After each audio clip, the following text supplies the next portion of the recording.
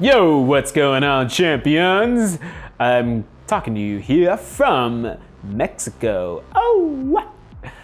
So today I actually wanted to talk to you a little bit about how you can control your diet when you're traveling, or the biggest tip I can give you.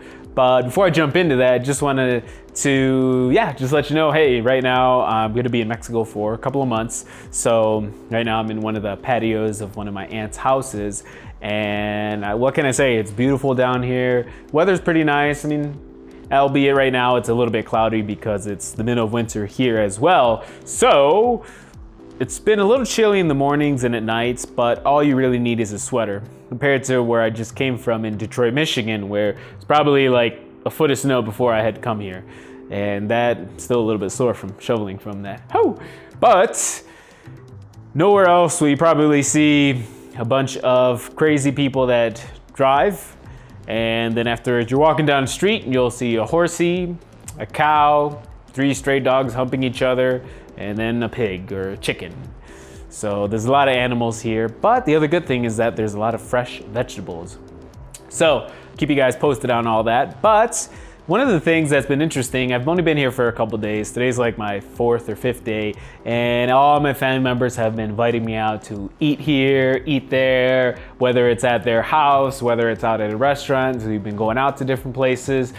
And I have a pretty controlled diet, and especially for yourself, where you want to control your diet, you want to keep yourself in check, and you're doing good. You were eating all this crap before, but you know what? You're like, man, I really want to start losing a little bit of that gut so that I look good for the summer. So the springtime, summer rolls around, you're walking around. Yeah. So one of the things you've probably done is you've change your diet so that you eat a lot healthier. So maybe it's cutting out chips, maybe it's eating more vegetables, drinking more water, having more protein in your diet, cutting out a lot of the carbs, whatever it may be. Combination of all these different things to make your diet better. But what ends up happening when you're in a different foreign environment from what you're used to, whether it's you're traveling or you go out to dinner with friends, family, is that you're like, oh crap, this is a bunch of different foods that, I'm not used to eating, or how the heck do I calculate these foods and balance it out so that it still fits within my diet to lose weight or to get toned or whatever your aesthetic goals are. So one of the biggest secrets I've come to find, or tips, is the ability to say no. So let me give you an example. Now, especially here in Mexico, a lot of people are big into values. So as an example, we'll say like a family value of help each other out, support each other, or, well, I can't really say this value for here because there's a lot of corruption, but I'll give you another example of, let's say you have a value of not stealing from people. Now, what you want to do is have a value instilled in you that, you know what? No matter what is thrown in my direction, the most valuable possession I have is my body. And I will protect it no matter what. I will protect my body. So with that in mind, if you have that kind of value and you kind of have already like a filter to be able to go out wherever you are, whether it's at a restaurant, whether it's at a family dinner, and people are offering you a bunch of food, and you have the ability to say no. I know a lot of people, especially in my culture for the Mexicans, where we say, oh, if you're offered something, always accept it. But yes, receive the gift, receive the offer, but at the same time, know your limits.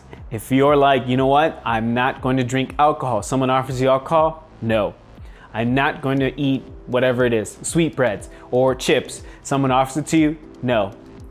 You don't have to be a douche about it and be like, I don't eat that. No, I gotta maintain all this. No, you can be respectful and say, no, thank you, I appreciate it. I'm really trying to watch my diet, my health right now, and that doesn't fit in my diet. And I'm not gonna lie, some of my family members are like, come on. Like one of the things I don't eat right now is tortillas, which a lot of my family look at me as if like that's like a sin. Like, you don't eat tortillas? What's the matter with you? That's part of our culture. That's like the French and their wine. And I go over there if I'm French and I'm like, no, haha, no wine for me.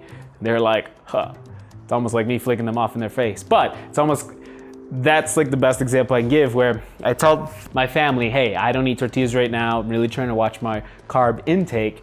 And they're like, wow, what? Come on, you can have at least one, you can have two. And we're known for being very persistent. So what ends up happening is I have to say no like 5 times until finally they realize, oh, okay.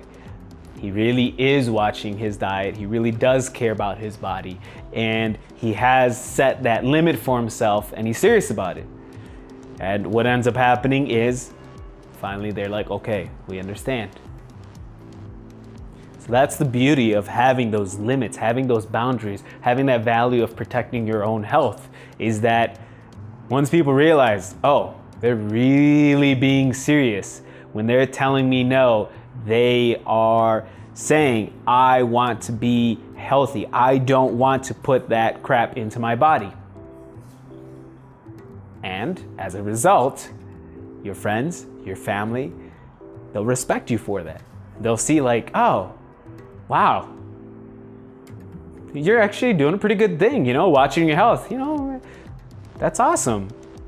Some people will still taunt you about it. Others will be like, you know what? That's stupid. Why do you only live once? Whatever excuses they may come up with, or they may just say, actually, I would like to do that too. Like, what kind of things do you do to like maintain your health? And I've had both ends of the spectrum where people will ask me, hey, how can I fix my health? Or they'll be like, well, that's cool. Or they'll be like, you're an idiot. You're gonna die anyways. Why limit yourself on what you eat? But honestly, I don't care. And neither should you. If it's not going to benefit you and your health, say no. It's okay. Don't worry about it. People afterwards will come to respect your decisions. And now a lot of my family, they're kind of like, hey, is it okay? Can you eat this? Are you cool with this? All right, nice. And like once they realize that like, yeah, I will eat something, let's say it's like a vegetable mix of a salad or something that they cook like, I don't know, fish. And I'm like, yeah, I'll eat that. That's cool. They're like, oh, sweet. Like they're actually more excited to serve me that because they found something that I truly enjoy. So there's a whole like psychological explanation, mumbo jumbo, blah, blah, blah. I won't get into it. Basically, it's just having a boundary, having the ability to say no, and then afterwards, eventually people will respect you for having that boundary. And that's all I got to say about that. So if you're ever traveling somewhere and you really want to watch your diet, especially right now in this season of the beginning of the year where you want to get ready for the beach or for your vacations you have coming up, hey, it's cool. Have that discipline, that respect to be like, no, I got to watch myself. So wish that helps you out.